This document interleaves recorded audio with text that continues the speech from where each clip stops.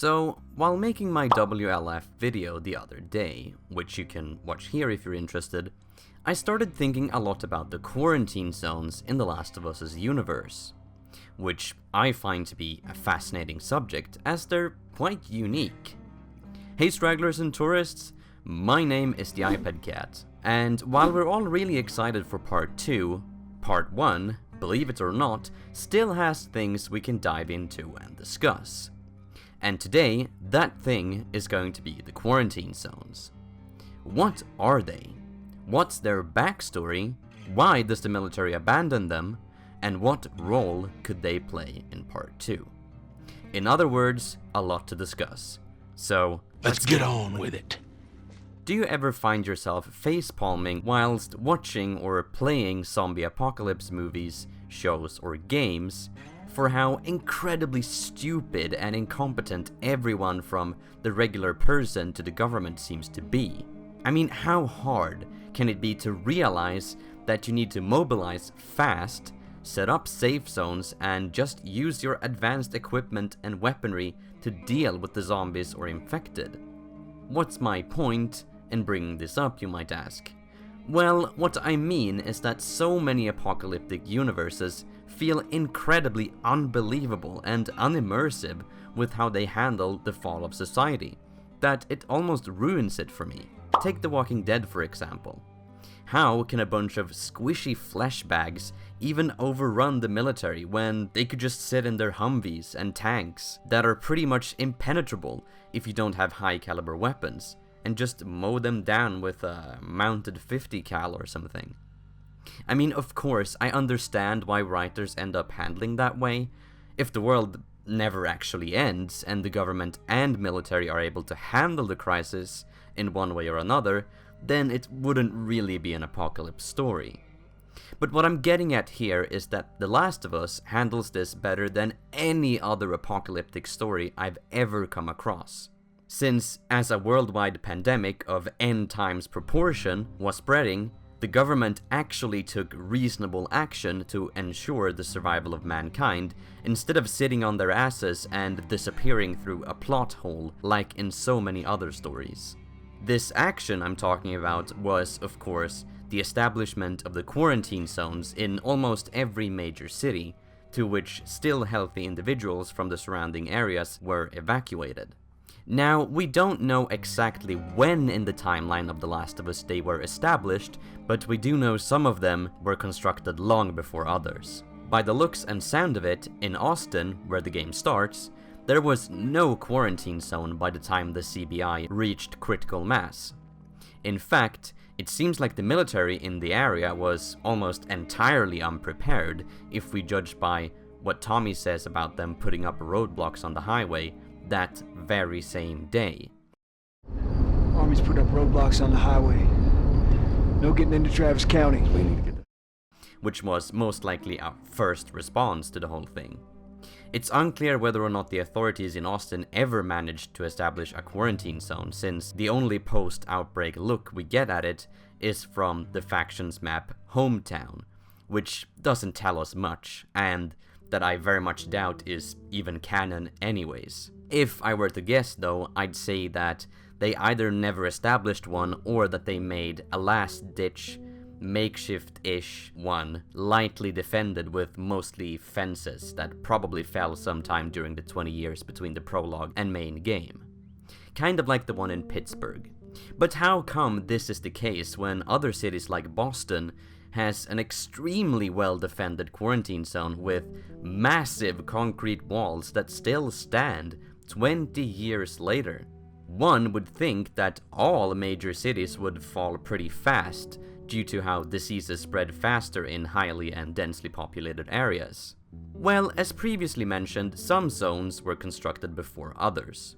We know as much from Joel telling us in Lincoln when Ellie asks about the evacuation sign. Mandatory evacuation. Evacuate to where? What do you think? Quarantine zone. See, some places got a heads up before the infection showed up. Most didn't. And from the fact that the zones we encounter throughout the game differ a lot in appearance. But that poses another question. how exactly did some places get a heads up before a world-ending pandemic? Well, I think I came up with a pretty good answer for this in my The Last of Us intro credit scene analysis video, which you can watch here if you're interested, where I discussed how the outbreak, contrary to what it may seem like, must have been a relatively slow-moving event. This because the cordyceps, to our knowledge, originated in South America from, quote, tainted crops, and that the first signs of it in the US was in the south. Then it spread to the east and west coast. For all we know, the countries in South America may have been in the process of falling apart before the infection even reached the US. While there is no evidence for that, we do know that communications, like TV stations and radio shows, were operational for as long as several years after the events of the prologue. This indicates that the world took a long time to actually end. I mean, it's not really over if people and companies even are so well off they can still keep things like that going. Anyways, this means that while Austin and the southern US was engulfed in chaos, life in Boston and on the east and west coast in general may have been pretty much normal for a little while. And naturally, if one part of your country is in complete anarchy, which is clearly spreading, you would take steps to prepare the other parts. And there you go. That's how I think some places got a heads up and managed to construct way more heavily defended zones than others. So that was some discussion on the backstory of the quarantine zones and why I like them so much. But what about the present day? Well, by the time of the main story of The Last of Us, most of them have long since been abandoned. Pittsburgh was overrun by rebels, and so was Hartford, Providence, and most likely Salt Lake City, as well as Seattle, if we're including Part 2 lore. The military safe zone at the Jackson County Dam seems to have just been straight up abandoned for unknown reasons, similar to other minor former military zones, such as the Lincoln High School evacuation zone. That doesn't mean that there aren't any operational zones left though. Boston, for example, is going strong by the time of the first game, though it is implied that there is public unrest from tons of anti-Fedra graffiti all over the zone, and some background civilian conversations complaining about the military. Whatever uprising was going on there before the start of the game is on its last legs when we encounter it, since the Fireflies are pulling out en masse, retreating west while almost getting wiped out by Fedra. While we don't encounter any other operational quarantine zones in the game, it's still implied through several documents we find throughout it that there are more of them, such as Atlanta, which was actively communicating with the Pittsburgh zone during the Hunter insurrection, and Denver, which even had helicopters not that long before the events of the main game, and may still have them, and many more that we don't really get any clues as to whether or not they remain active. This leaves me with two thoughts I want to discuss further. The first being, why do the military abandon zones, and where do they go when they do? Of course, if a rebellion is in the process of successfully overthrowing you, I can see the logic in the superiors of those zones wanting to abandon it instead of risking having all of their troops and themselves killed. But what about the ones where there wasn't a full-blown rebellion? Well, I'd say most likely lack of supplies. But even then, what is the alternative? Be a band of nomad soldiers out in the wasteland without the safety of the QZ walls, scavenging to survive? Hardly sounds like an appealing option.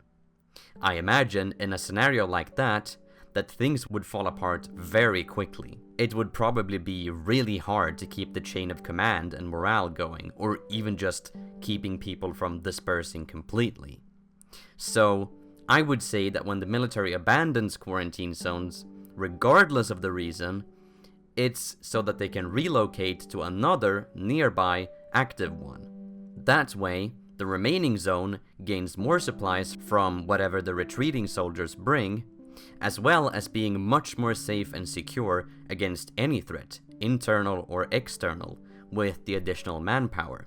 The only losers in that situation are of course the citizens of the abandoned zone that get left behind, like Sam and Henry and other refugees from Hartford, for example. I think this may be the reason as to why Boston is still going so strong by the time of Part 1. Both Providence and Hartford were abandoned, and I would say it's likely that the remaining personnel from those zones relocated to and reinforced Boston. Maybe Atlanta and Denver are in similar positions. Finally, continuing that thread, I want to talk just a little bit about the state of the quarantine zones by the time of Part 2, and their role in the story of that game. So, we've established that most zones by the time of even Part 1 are either abandoned or in the hands of other factions than the military, which will of course still very much be the case by the time of Part 2. And we've gone over the theory that the soldiers that leave the original zone reinforce other stronger ones. I'd say that by the time of Part 2, very few Fedra-controlled quarantine zones remain. But if Boston is anything to go by and the reinforcement theory is true, the few that do remain will be heavily armed, well-defended wasteland strongholds. If we'll encounter one of them remains to be seen, of course. The closest zone to the locations of Part 2 we have that's still most likely active is Denver, and that isn't exactly close to Jackson or Seattle.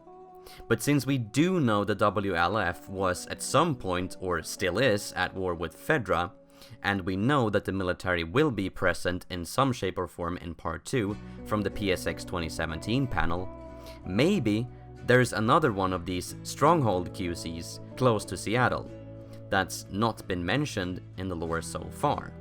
Who knows? I, for one, would love to see another active quarantine zone, since, as I mentioned at the start, I love how the government and the military actually survived past the 2 first weeks of the outbreak in The Last of Us' universe, and how unique that is. Also, side note, since I didn't find a way to say this elsewhere, I'll just say it now. Isn't it a bit weird how they're called quarantine zones when their purpose is to house healthy people? I mean, usually quarantine refers to when you isolate the sick and not the other way around. But anyways, that's just what I think. What do you think about the quarantine zones in The Last of Us? Do you like them as much as I do? And do you think we'll see more of them in Part 2 aside from the one in Seattle? Tell me in the comments down below and let's talk about it. And after that, why not continue the discussion on my Discord server? And until next time, have a great day.